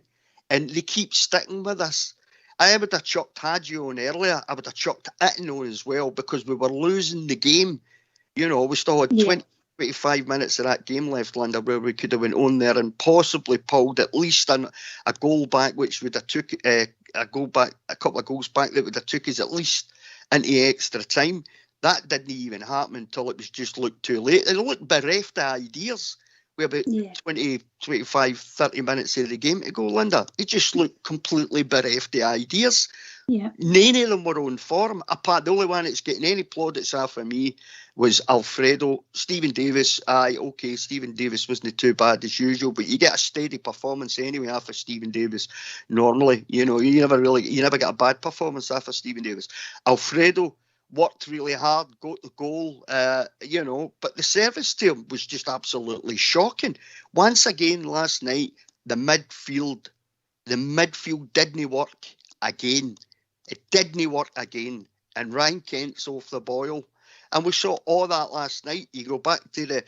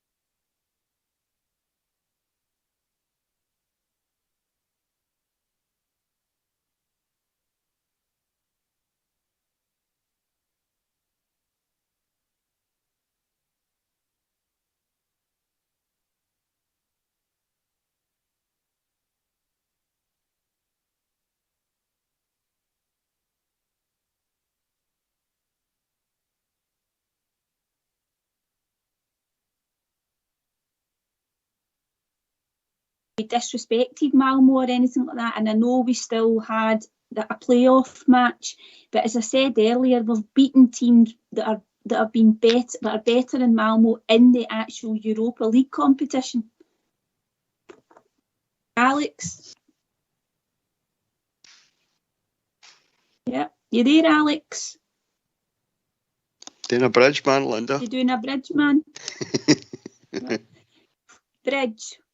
Can you come in there, your thoughts in terms of the financial implications for us? Well, look, I don't know if anybody watches. I watch the news at 6 o'clock, the Scottish news, every night. And tonight, because it was Rangers, I believe, they gave us a full panoply of what us losing cost. And I think to myself, what was it, 3 weeks ago, Celtic get pumped out the Europa League or the Champions League. Not a word said about it. But there was a full screen of all the things that Rangers could have won or got there. And there's a lot of money in it. I don't know whether it's at this stage, whether there's 40 odd million. Certainly if you get to the group stages, there probably will be over 40 million. But that game cost a fortune for Rangers. I give it certainly an opportunity. No matter what happens, with the opportunity to go and get more money and high money. And if we get through the next tie into the group stages, as Rudy said there, I think it's at that point you would have seen mega bucks. But you would have got so much money for winning a game. You'd have got so much money for getting past this group or this area we're in, this tie. You'd have got all that, plus you get lots of some money for crowd and all that nonsense. You know, there's loads and loads of money and swimming around there. The Rangers ended up getting nothing other than the crowd, of course. Other than the crowd and the ticket money. So it's quite strange that Rangers failed badly on 2 ties. I think it's really strange. Yeah. See, just to touch on your point there, Linda, about Malmo, they're a good team, right? They're organised, you know, they're a good cohesive unit. You know, they've got a bit of belief in themselves and they're athletic as well. They looked fitter than us, in that, especially in that second half, Linda. Now, that comes with them playing out. So far, they've played about 18 games, competitive matches. Right? Yeah. So that's where you get that cohesion and that organisation and the fitness from. Has been whatever they are, maybe about a third of the way into their season. They've played European qualifiers, right? So they've had a lot of domestic games. But that's no excuse for the absolute capitulation that we saw the Rangers players in that second half when Malmo went down to 10 men. There's no chance Malmo are as good as Porto, Galatasaray, Feyenoord, Braga. Are they a better team than Braga?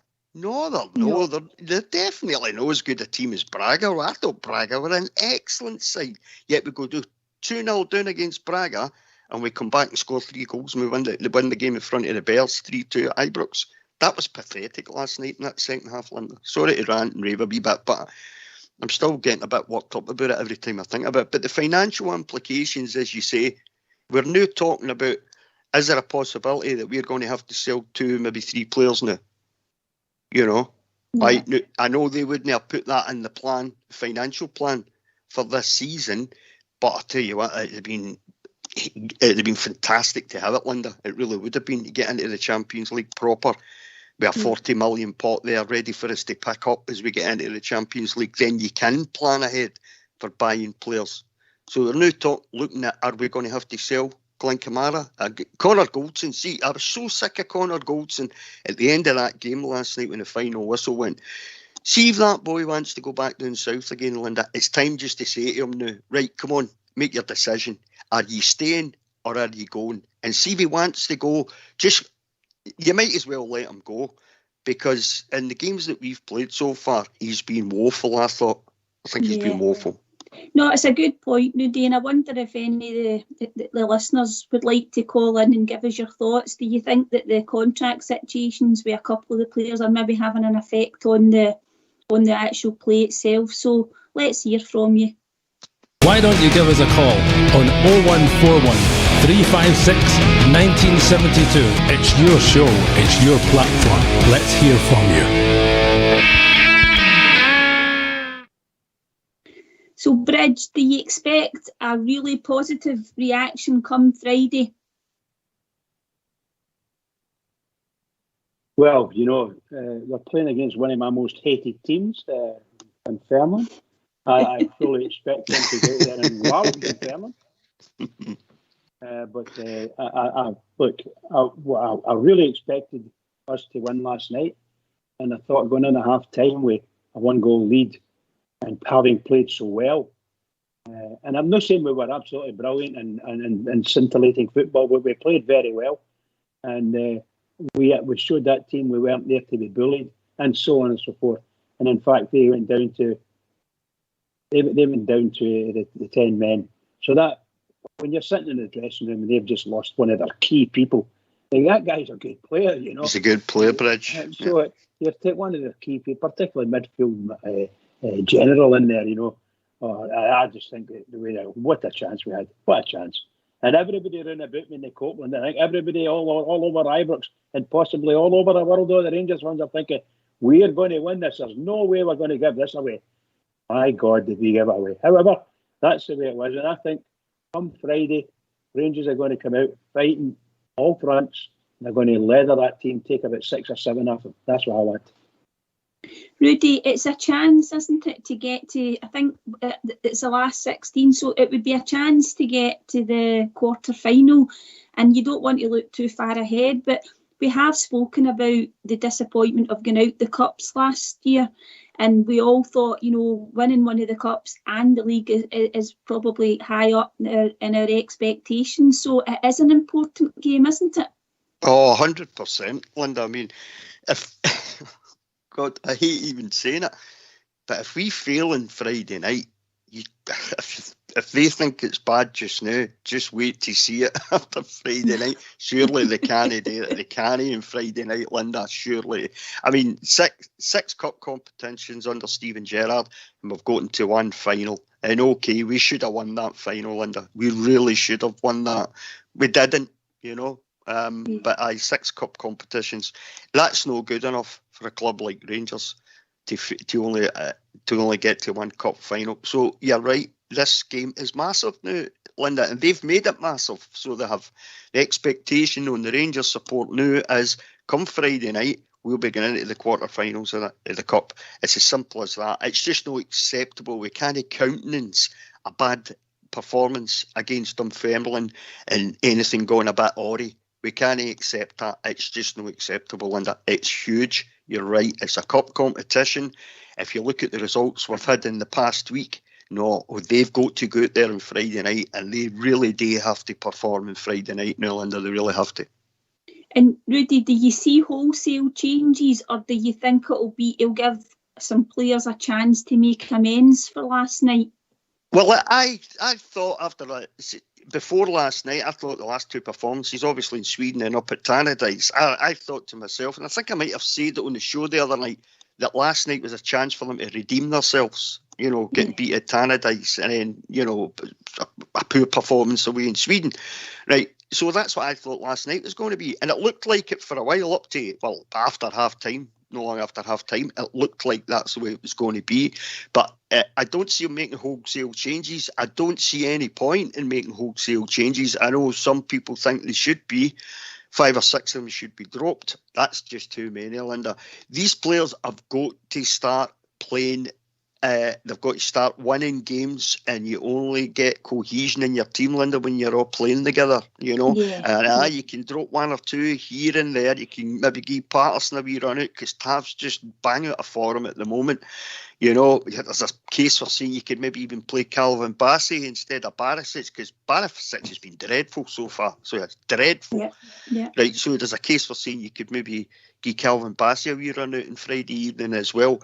But there's no point in making wholesale changes. You know, hopefully Kemar Roofe will be back. I'm hearing, I think as most of the Bears have, that his wee boy's at a hospital now, which God bless him and best of luck to them all, to the Roofe family. But hopefully Kemar Roofe will be back. Glenn Kamara will be back. We need to play the strongest team possible on Friday night, Linda. You know, there's no point in wholesale changes. Yeah. Cheers, Rudy. I totally agree. We've been joined by Blue Star. Evening, Blue Star. How are you doing? Evening, Linda, Bridge, Rudy. Evening, Blue Star. You need to ask. Absolutely. I've got to be honest, I'm pigging sick.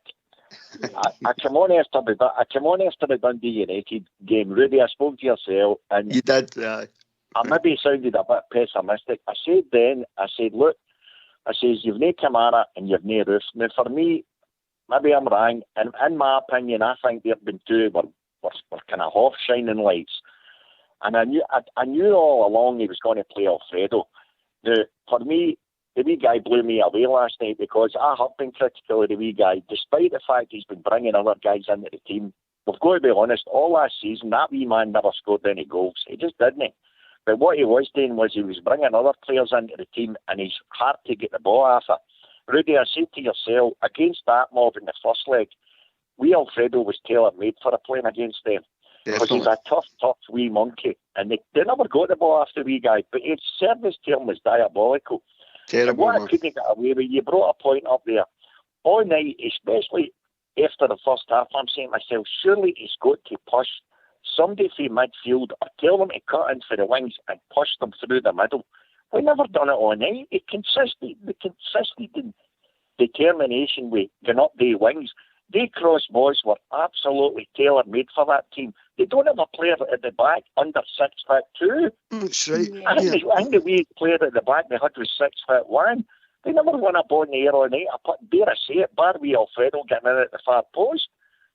And I didn't understand even the likes of Kent and that. Kent's got ability, but the one player that I felt really sorry for, and I've been critical of him because I genuinely don't think he's riddled with skill. But see, after the first 15 minutes, when they had a lot of pressing, the one guy that was going forward, every single time he got the ball, I couldn't believe Tav was nowhere to be seen. There was nobody up with a guy on the right-hand side. That was right. See, every time Wright went forward, if he's watching back, every single ball had to go to this left side. There wasn't a player out in that right wing the whole of that first half, basically. I can't get my head around that. Where was Tav? At some forward in every game, and he was there. No, at some point, Blue Star, they should have been sitting there in that dugout watching what was happening and think to themselves, right, we need to do something different here because this is not working. You know, I think we had about 20 minutes to go, you know, where you're thinking, right, as it stands, we need 2 goals just to take it to extra time. I would have chucked Tone Sakala sooner. I'd have chucked Ittenone as well, because at that point, you're losing the game anyway, Blue Star. So what? And go through the middle, you know. Linda, you mentioned the wee boy Sakala earlier on. Yeah. I don't know if I take it you've all watched the game back or highlights or whatever. See, the only 3 shots that went in against that keeper was in the last 15 minutes of the game. In fact, I think 2 of them were in the last 7 or 8. Both of them came for the wee guy Sakala, and one came for Kent, which was a rugby shot. But the one thing that I liked about the wee fella was he was looking and he's saying to himself, wait a minute, we're not getting through this mob, and the crossbars were going nowhere. So he decided to have a dig. And he was really unlucky with one that just missed. The guy got his fingertips there. Yeah. But for to be a goal up at half time, yeah. No, I was just going to say to you, Blue Star, that's been a source of frustration continuously. Even last season, this reluctance to shoot. And sometimes you'll get a deflection, you might get a lucky bounce of the ball, it might break to somebody. But our reluctance to shoot is quite unbelievable at times. Linda, how did we get the goal for the first leg? Exactly. The dying seconds because Davis had a dig and it deflected, but it went in. There's nobody shoots. We don't have an Alberts. We don't have a Barry Ferguson. The only one I can honestly say that was having a dig, and dare I say it, we all know it, he was getting a few good goals, was Jack. We've got midfielders there that don't seem to be able to have a dig. I just don't. I don't understand, Rudy and Linda. See for the Dundee United game. This is coming back to haunt me, and I'm being honest. This is what I've analysed. Seeing most of these games so far, see the minute we've been pressed and players are on top of our players, we have struggled. Now, the Dundee United game, you heard Bridge here saying he hates Dunfermline. See, for me, Rudy, honestly, the one guy that was vociferous and putting us down, now remember, we were going into the first division. The reason we didn't get into the first division was a certain Mr. Thompson. That's right. Blowing his thumbs to the world that how we should begin. We should begin right down the bottom, and we decided, right, we'll go down the bottom. And it was him that was the main instigator of getting out of clubs to refuse us into the first division. So against Dundee United, I couldn't believe, especially at half time, when Stevie G, I was expecting changes. And I see the same as he's been saying all night. 35 minutes to go. It's more than half, it's virtually a full half. And he still didn't change it. I don't get that when we needed goals. And the second goal, I'm sorry, but Goldson, where on earth was he? They had one forward. Now, we know the guy took his 2 goals. Well, you can see the guy's got a bit of ability. But goodness me, it was one forward in our box, and there was 5 guys all around about, but they weren't even tapping him. Balogun and Barisic. That's right, Balogun put his left leg out and tried to put his left leg out to try and stop the shot, but there was nobody actually in front of the guy. Now, what were the defenders doing? They're ball watching. Guys, I'm going to cut across you. This'll be interesting. Hold on to your seats. We've been joined by Albert. Hello, Albert. How are you doing, Linda? Right, Albert. How are you doing? Come in and cheer us up. I'm absolutely scunnered. Scunnered is the word. Scunnered. I've only stopped greeting about 10 minutes ago for last night. That's how I'm on. Name one. That was tragic. It was tragic. Where did it go wrong?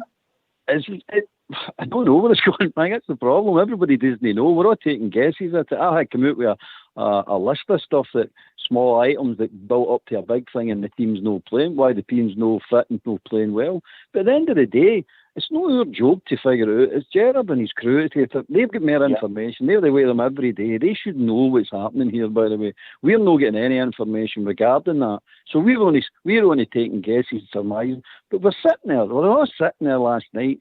And I was going up the road, I don't know who you use, but everybody's saying the same things. It's no rocket science, this. Everybody can see what was happening, but nothing changed. They just sat there and go. And then Gerrard comes out after his first bit of the interview last night. He came out.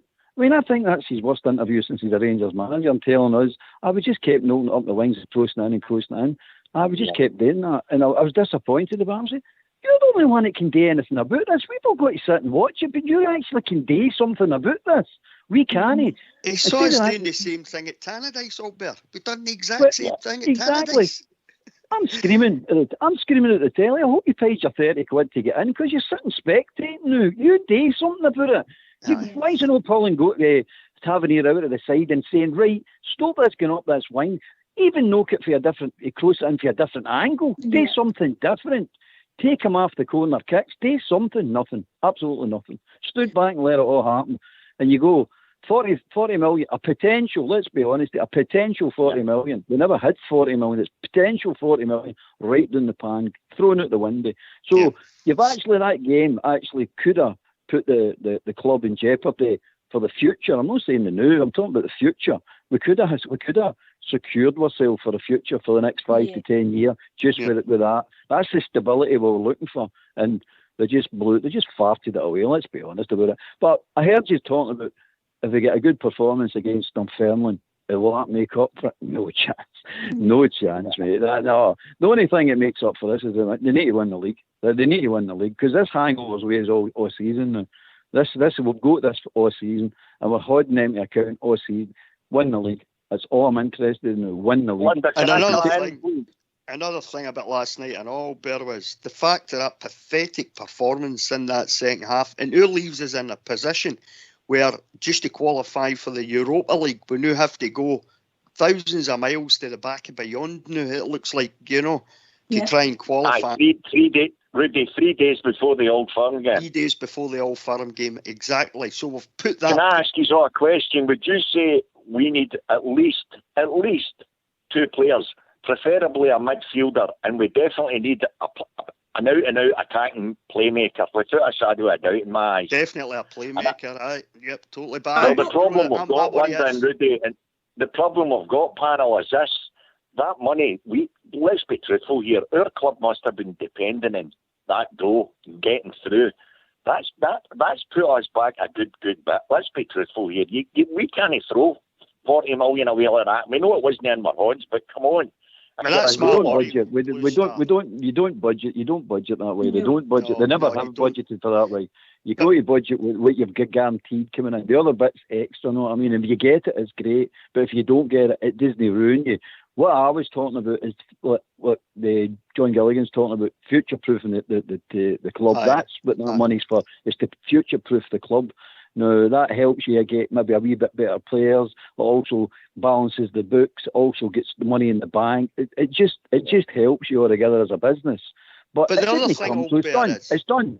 It didn't come. The other thing about that, Albert, is we could have had targets that we've got, there's about 3 weeks, well, there was about 3 weeks just say left of the transfer, nearly 3 weeks left of the transfer window. We could have had a couple of good targets lined up, as we have done in previous seasons, we've thought... I think that's a given, Rudy. I think that's a cert. I think you're right. I think it's a cert, an absolute cert. But they're not coming now. That's the end of it. They're not coming. That's my worry. We need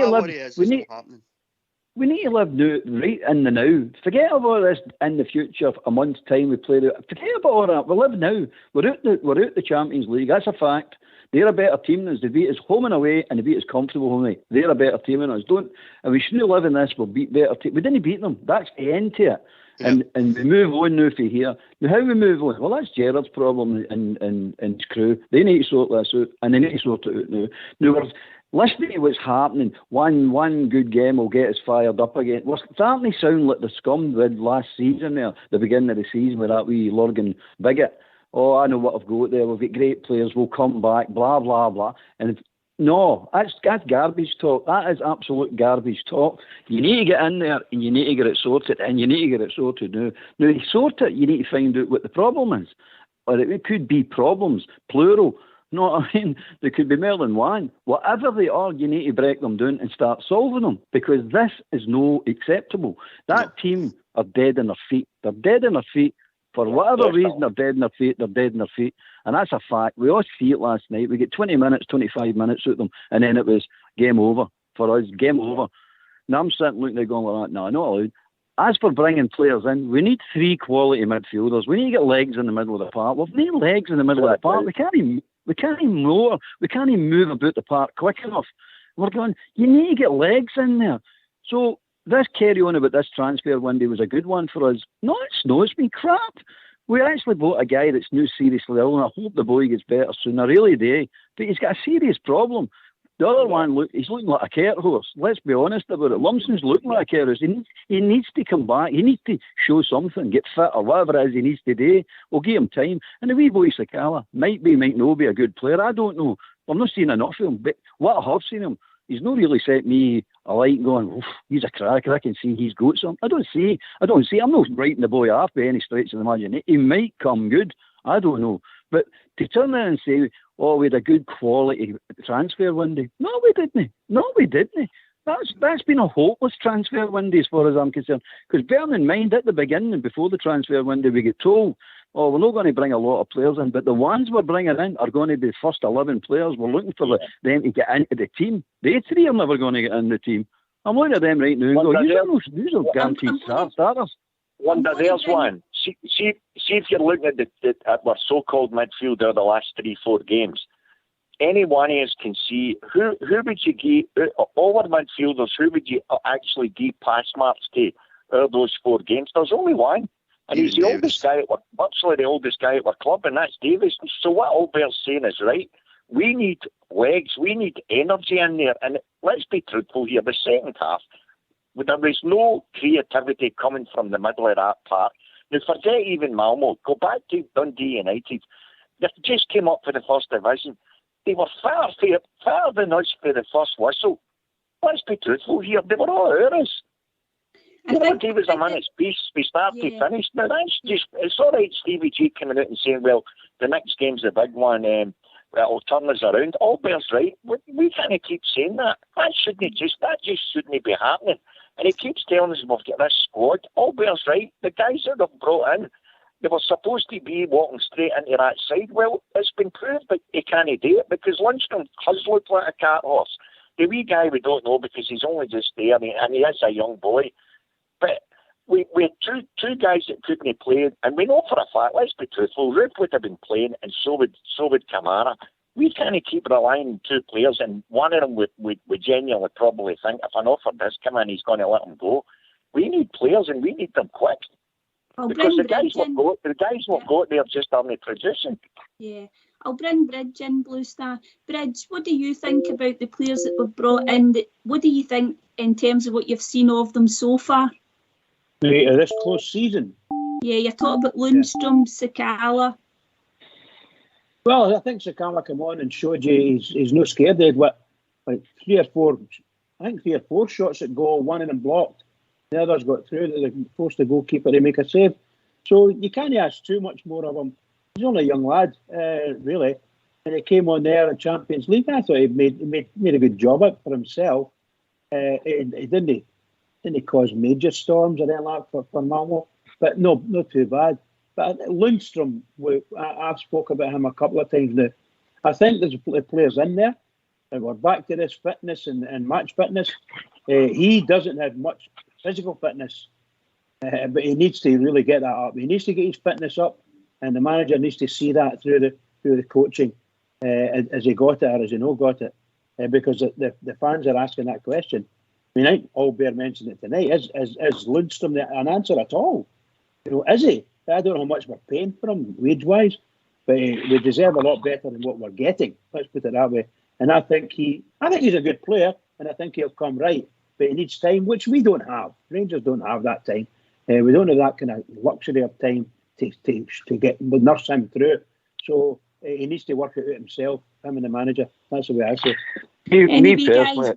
Me personally, that I'm going to... Sorry, mate. Sorry, no, it's fine. I'm just going to bring Baloo in. How you doing, Baloo? I'm not bad. Yeah. Give us your thoughts. I have been on to be better. Give us my thoughts. This is a family show. I can't really do that, but well, keep it clean. You know what I mean. What I was listening to the boys, good conversation again tonight. But they're dead right. We're probably going to lose two, maybe even 3 good signings we're lined up. But what is going to happen now is, somebody just touched on it a minute ago, we're going to lose players because of this. There's players that will be signed here because it was Champions League football, and now they're thinking, well, what happens if we don't get into the Champions League next year? That's 2 years I've got to wait to get a Champions League. We're going to lose players because of this. It's as simple as that. And Baloo, we were talking earlier on that perhaps we could do with letting Barisic, we could cope without him because he's not shown much for him early doors. To me, he looks like the Barisic that was there 2 years ago before he got the goal against St Mirren. He looks devoid of confidence. He is a confidence player. So who do you think out the current squad, if we got a reasonable offer in for that we could maybe we could cope without? Well, I actually think there's 2 or 3 we could cope without, but I mean, we've got an abundance in midfield, and you were talking about that minutes ago that it's not happening, it's not being produced. But I think that's got a lot to do with the movement of the front players as well. You know, I think we could be getting the ball into the box. I mean, personally, I know I'm going to have off topic here, but I can't understand why you've got a guy with the experience of Jermaine Defoe not even in the squad when we know we're going to need to get goals, when we know we're going to get the ball into the box, and we've not got MD with it. You know, we've not got the height down there. You know, there's nobody who's going to win the ball in the air against this mob mostly. So you know that anything you're going to get is going to be in the carpet. So you should have somebody like Defoe at least sitting on the bench to bring him on for 10 or 15 minutes, is my opinion. But Lou, you're right in what you're saying, but to put it on the carpet, every single ball that went in was in the air, and we'd need to talk enough to beat the big defenders. Aye, but that's my point I was making. You know that you're not going to win it in the air, so why would you be doing it, putting it through in the air? But that's the instruction. That's what I'm saying, and that's what they've done all night. They did it last time, I know. That's the instruction I've been getting. So there's something though working really right at the training ground. And also, of the 5 goals that we've lost in the last 3 games, 4 of them have come down our right-hand side. You know, I was blaming, not Tav, but Tav was obviously partly responsible, but I was blaming Lundstrom as well, because he was the guy that should have been slotting in. But then again, last night it didn't make any difference when Lundstrom wasn't there. I mean, I know that the second goal was a throw-in, and it was abominable marking, man. It was really, really terrible. So, Albert, was it purely down to that not marking, or was it actually just the full shape of the team at that point when we lost the 2 goals? But it was down to somebody with a football brain. That's what it was doing to. It took one of them to drop off and keep an eye on the situation. He's got 3 players over there, Martin Wan, with a throw-in. He's drop off. The experienced guy drops off them all and watches what's happening. And he moves in to say, he's done with the ball, I'll move in and cut that off now. Instead of that, they all at school ways chase the ball. It's stupid. It's just no know-how. There's just no know-how. And if you want me to tell you who's gone, it's Barisic, Goldson, Kamara and Lundstrom. They 4 need to go. Go. I would let them go. But see what you're saying there about... I've lost the plot on. You go. No, somebody else speak. And you come, Rudy. Aye, I couldn't agree. I can't disagree with Albert. Sometimes I try to, but I don't always manage it.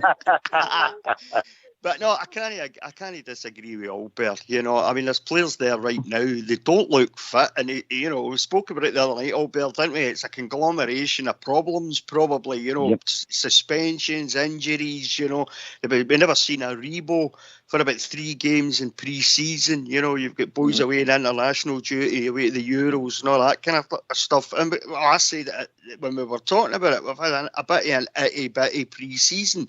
It's not been the same pre-season as we had last season. Certainly hasn't been. But, you know, Lundstram and Sakala were obviously brought in on the cheap. They were obviously brought in as first-team players because they came right in and went straight into the first team. So they have... So I don't see this working with Lundstram at the moment. I don't know how long it's going to take the boy, but he's got to start producing when he gets the opportunity. But what happened last night wasn't John Lundstram's fault. I thought Scotty Arfield was terrible last night in the second half. I could not believe he stayed on as long as he did. He'd have been well off that park if that had been done to me. Blue Star, in you come. Without a doubt, Linda, Rudy's bang on there. Arfield was absolutely non-existent. Listen, change the topic a wee second. I don't know, did any of you happen to see right at the end of the game, if you were still watching, when Goldson and Tapp were walking off, Tapp absolutely lost the head with Goldson. And Goldson, I don't know, I was waiting on him cracking up, and he just put his head down as he was walking off, and Tapp was launching at him. I mean, I've watched it a couple of times since, making me more miserable. But at the same time, I agree with what you have all said. The bottom line is this: we're midfield, whether it's fitness, which I would very much doubt, and it's all right saying when the players away in international duty. Let's be honest, guys. Most of our players never played. The only one that played was Kamara. We Alfie only got, what was it, 4 minutes out of 3 games. You know, so. They should all be fit enough. It brings me back to, dare I say it, it brings me back to the 2 league titles previous when we were leading and we went away on holiday and we came back and we just didn't play. That's what I've seen in the last 3 games, guys. And as I say, I go back to the Dundee United game. For the first whistle, they were all ours, and our team couldn't combat that. Let's be truthful here, we couldn't. Never in that game did we look like scoring. And we done the same last night. We got the goal and you're saying to yourself, yes, we'll come out the second half and we'll go at them. They played with a man less. What he did do that outfoxed even the pundits was he left the 2 strikers on. But they only played with 1 up front, and we've got 4 defenders on the park plus a midfield. They played with 1 guy up front, and that guy outfoxed us with 2 goals, the second of which is a throw-in straight into our box, and there's not even a player even willing to go towards the ball. It's breathtaking, absolutely breathtaking. How you can throw that away so meekly is disgusting, quite frankly. How do we rectify it, Linda? Only Steven Gerrard knows that. But at the moment, let's be truthful, he said the same after the first game, he said the same after Dundee United, and he came out, and Albert was right there. His interview is usually first class. Last night, I think he was just sick, the guy. But they need to do something mega quick. And for Dunfermline, if we don't win that game at Ibrox, oh boy, he doesn't know what pressure is. He will know. Because if we go out in our cup competition this early, he just can't afford that. No chance. Let's be honest here. He just can't. Albert, I was just going to say the defending, how ironic that it's been so poor. I know there's other things, but 55 was built on, you know, the rock that was our defence. We only conceded, was it 13 goals in the league? It's quite astonishing, the turnaround, Albert. But what you need to understand with that record, I don't like these records anyway, Linda. I don't think they mean much anyway, but they really don't. They're a pain. People keep going on the unbeaten run, 40 games, the clean sheets and all that. It doesn't mean anything if you don't win the competitions and trophies. They just don't mean anything. And you've got to remember that clean sheet record and that goals conceded record, it's not that we stop teams creating chances. Plenty of teams created chances against, but they missed a hell of a lot. I mean, take the Aberdeen game, for example, the very last game. They should have scored 3 goals in that game. A guy missed an open goal for 5 yards, 6 yards. So that's no good defending. They're creating the chances, they're just missing them. So I'm looking at it and going, it's a great record, you've got it, and there's no arguing it. But don't sit there and pat yourself on the back and think, we're brilliant because we never gave anybody a chance to score against us. We gave them plenty of chances to score. They just didn't. So you need to get that in your head and say, room for improvement. There's always room for improvement. But the way this defence has come out this season is they think they're the bee's knees, and they're no. And you're sitting going, waking up. And you better waking up quick. They And go if to you've the no woke up, plaudits. They go to they've plaudits. no woke Albert, up in 4 for games. that.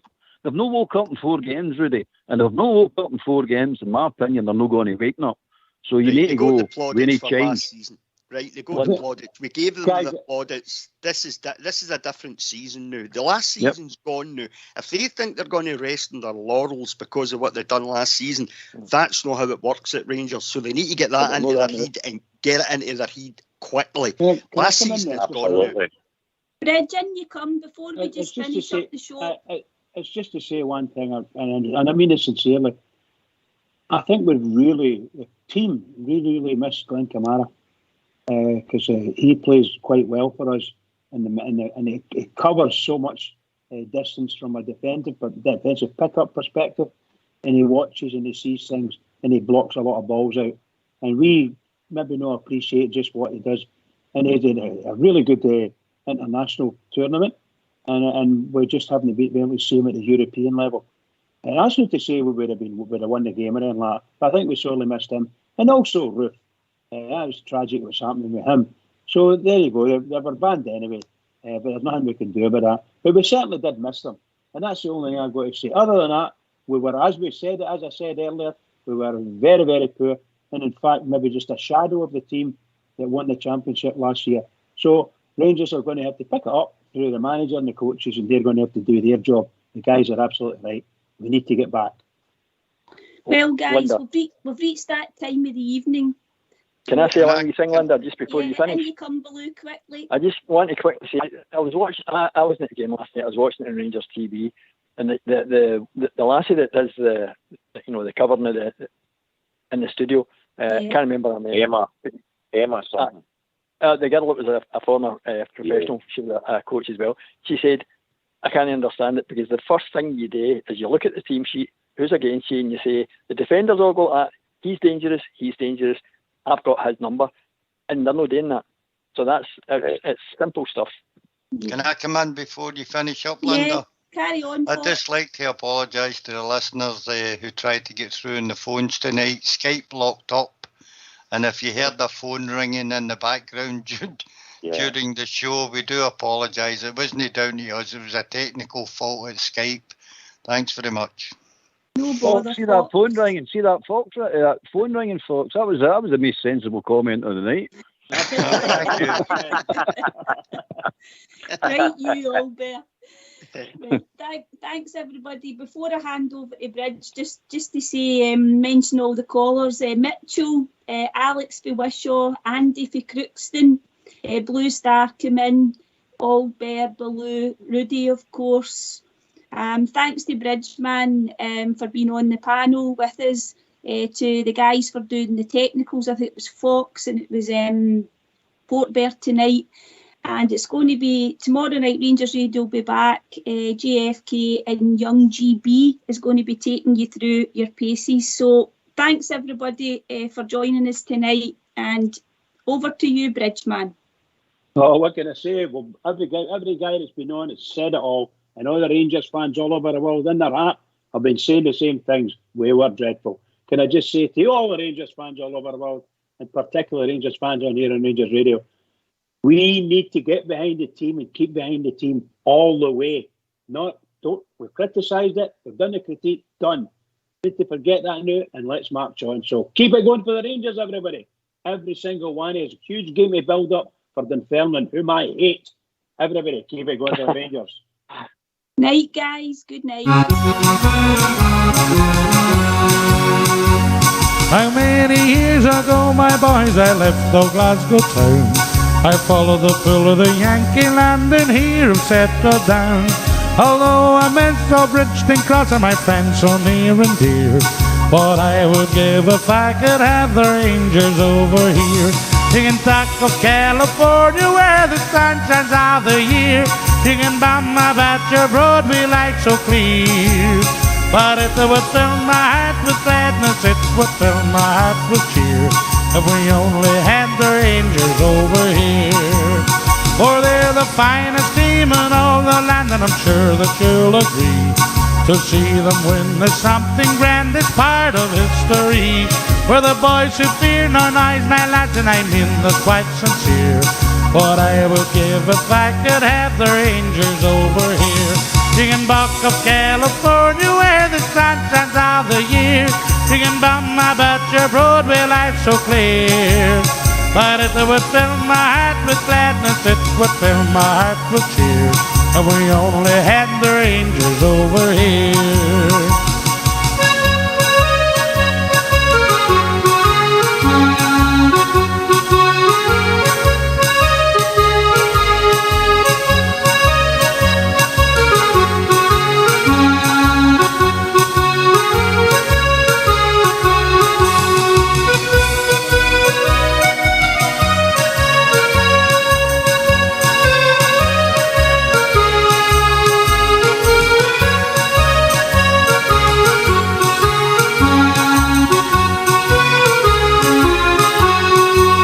For they're the finest team in all the land, and I'm sure that you'll agree.